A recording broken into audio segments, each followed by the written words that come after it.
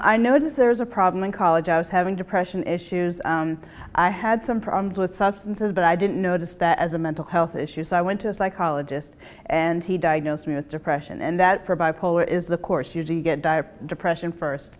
And then when I converted to Islam, I decided, in a fit of mania, I said, I don't need any of this. I canceled my medications, I canceled my therapy, and I just went on with my life. And I had my children back to back. I was teaching in a religious school, and I started to have some symptoms again. And I went to a psychiatrist because I was really having some very bad manic symptoms and ADHD symptoms that I could not control. And my life started to spiral really badly down, and I had a breakdown. And that psychiatrist at the time, he said, again, depression and ADHD. We did not notice the mania. And I ended up having a very terrible manic breakdown, and so he then diagnosed me with bipolar 1.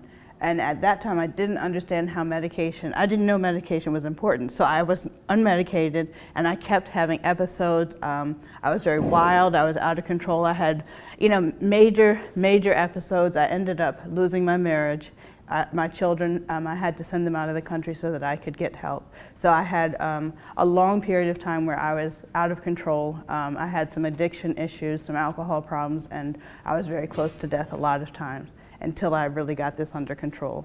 And so with my doctor's help, with an imam who's also a medical doctor, with a few people who kind of got me back together, I went to the hospital. I think I've had 8 hospitalizations. So it's really been a long road for me to understand how to control this. And because I have a lot of different conditions like migraines and other issues, I'm very up and down. And I have a lot of hyperactivity problems, so it's hard for me to stay even.